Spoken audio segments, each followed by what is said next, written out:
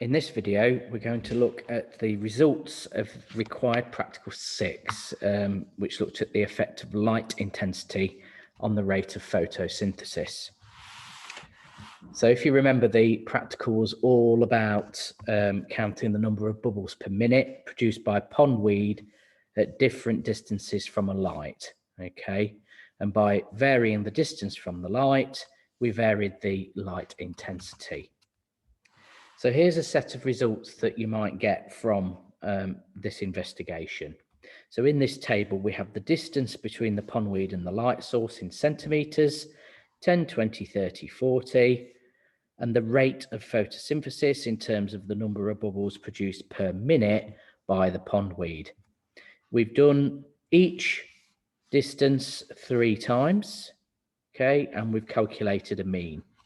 So what we've spot is by looking through the data at each distance. Here, the one that I've circled is an anomaly because it's too far away from the other 2 readings in terms of numbers. So we've spotted that as an anomaly. Calculating the mean, we've added these 3 numbers together and divided by 3 to get 23, those to get 20, those to get 15. But in this case, we've only actually counted these 2 results. We haven't counted the anomaly. So we've added 8 and 8 together and just divided by 2 to get the mean value, okay? Now, what we would then do with this data is plot a graph, and we would have distance between the pondweed and the light source in centimetres on the x-axis, because this is the independent variable, and we would plot the mean number of bubbles per minute, the rate, on the y-axis, because this is our dependent variable. So we would end up with something that looks like this, okay? So we have distance between the pondweed and the light source in centimetres. Always make sure we write out that in full. And then I've organised a scale using the data from the table. So we had 10, 20, 30, 40 centimetres. And then up the side, what I've done here, and again, I've copied it completely, rate, the number of bubbles produced per minute, and the highest value we had was 23. So I've used a scale going up in 2s, which takes us all the way up to 24, okay? And then what you would do is you would plot the data, okay? So the distance and the mean values onto this graph, okay? So at 10 centimetres away, we had 23, you can't see that now, 23 bubbles per minute. At 20 centimetres away, we have 20. At 30 centimetres away, we have 15.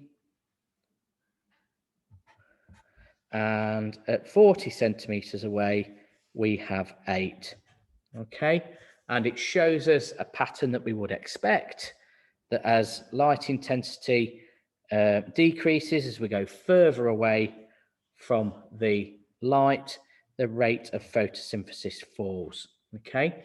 Now, if we look at this data, if we look at these points, it actually looks like we should be getting a curve. So what you would do is you would put a curve through those points like that, okay? Now, the other thing that we would need to consider with this required practical is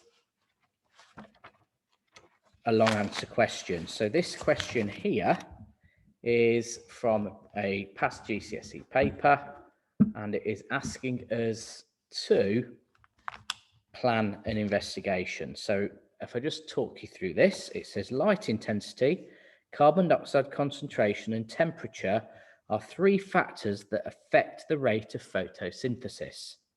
How could you investigate the effect of light intensity on the rate of photosynthesis?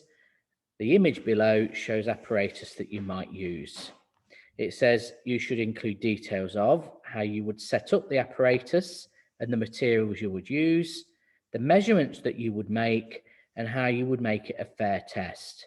Okay, now what we're going to do is use this section of our booklet to plan. Okay, and the best thing we can do here is actually use the dual coding work that we've done in order to set out our plan. Okay, so the first thing that we're going to be thinking about, and I'm going to do this mainly in pictures, is have a lamp and a ruler, and then the plant in the tube like that. Okay, so this is from our dual coding work.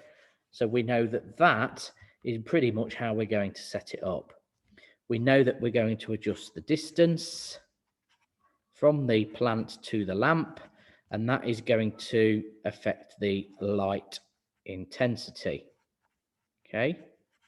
The other thing that we are going to do is we're going to count bubbles. And we're going to do that. If we remember, we had a stop clock. Okay. So that we can do that per minute. And that tells us the rate of photosynthesis. Yeah. Now, the other thing we would need to consider, okay, is the control variables. So what are we going to do here to make this a fair test, really, which is what's asked us to do in this question here? Well, we talked about a number of things. We drew a thermometer, which was representing keeping the temperature constant. Okay.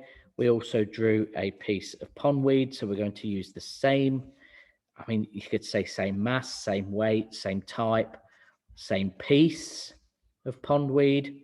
Okay. And we also talked about the concentration, not that it's shown in here, but we talked about the concentration of sodium, hydrogen, carbonate, which actually affected the CO2 concentration. Okay, so to keep that the same. All right, so there are our control variables.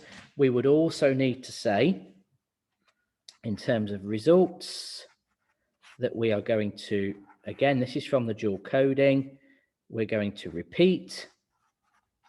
Okay, and we are going to, if you remember, I did a mean face. We're going to calculate the mean number of bubbles per minute. Okay, so I can use this box to help me with just piecing it together and relate it to the dual coding, and it makes it much easier then in order to answer the question. Okay, so then on the next page, there is space to write an answer. Okay, and all I would do here is literally transfer my dual coding section in the plan into bullet points. Okay, and that way we have answered the question.